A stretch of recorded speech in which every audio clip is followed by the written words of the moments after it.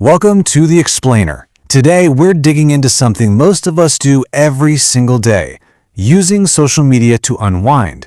But what if that seemingly harmless fun is actually a trap?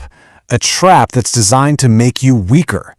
That's the core idea from the channel Unmasked Perspectives that we're going to unpack right now. So this quote right here, this is the heart of it all. The argument is that social media started as a tool to connect with people, but it's morphed into this platform for cheap, easy entertainment. And that switch comes with some serious hidden costs. So here's how we're going to break it down. First, we'll define what this entertainment trap really is. Then, we'll take a look at how our whole idea of fun has changed. After that, we'll dive into the brain science that gets us so hooked, understand the real price we're paying for it all, and finally, figure out how to find what the source calls real fun. So, what exactly is this trap? Well, it's the illusion of relaxation. You think you're recharging your batteries by scrolling, but what's really happening is a slow, steady drain on your mental energy. The source makes a really important distinction here. On one side, you have cheap entertainment. Think endless scrolling. It gives you that instant little high, but it's followed by this crash, this feeling of emptiness and regret. On the other side, you have healthy entertainment. Learning a skill, playing a sport. It takes more effort, yeah, but the reward is this deep, lasting satisfaction that actually builds you up. Okay, so how did we get caught in this trap in the first place? A big part of it is the massive shift in what we even consider to be fun anymore. The source asks us to think back, maybe when we were kids, before the internet was everything. Do you remember that feeling? That pure excitement of waiting for the clock to hit a certain time so you could just rush outside and do something? That was a different kind of pleasure, one you had to earn.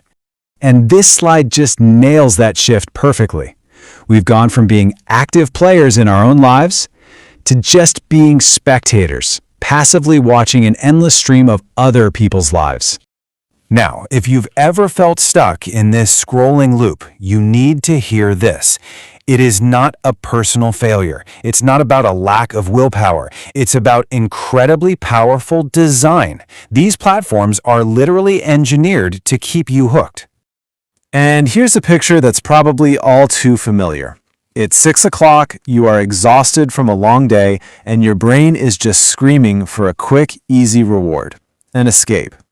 And what's the fastest, easiest fix available? It's the phone in your pocket. This is where our own brain chemistry starts working against us. Every new video, every like, it's a tiny little hit of dopamine, the pleasure chemical. So your brain learns a very simple equation. Scrolling equals reward, and it just keeps asking for more, locking you into this really powerful feedback loop.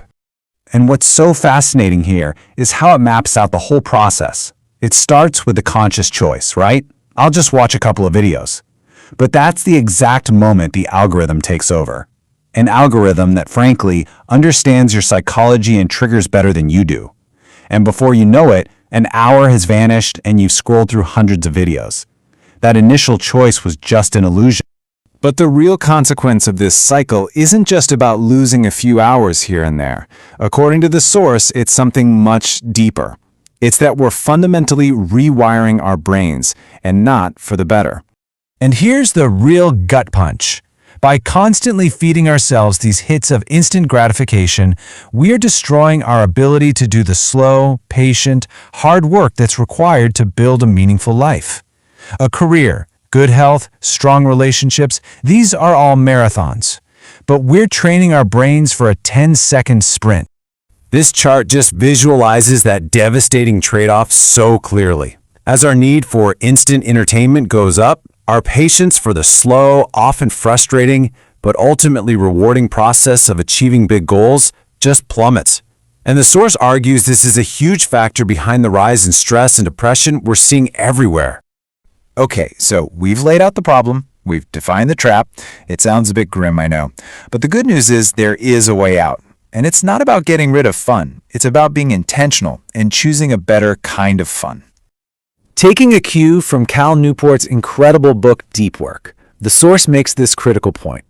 Our choices in our leisure time directly affect our mental peace. We need to treat our free time with the same respect and intention that we treat our work. So, what does this actually look like? Well, it can be anything that requires you to be deeply engaged. Something that gets you into that flow state where time just melts away. It's about building a skill, about creating something instead of just consuming. Think about learning an instrument, playing a sport, writing, drawing, anything that challenges you and leaves you with a real sense of accomplishment. And this table just lays it all out, side by side. Look, the most important question you can ask yourself is this: how do I feel after it's over?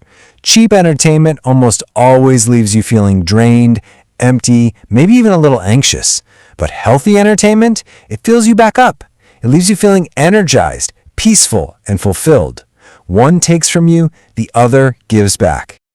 So, in the end, the source leaves us with a really powerful choice. It's a choice to be intentional with our precious free time, to choose the kind of fun that builds us up instead of the kind that leaves us hollow, the kind of fun that brings lasting peace, not just a fleeting distraction. The choice is yours. What kind of fun will you choose?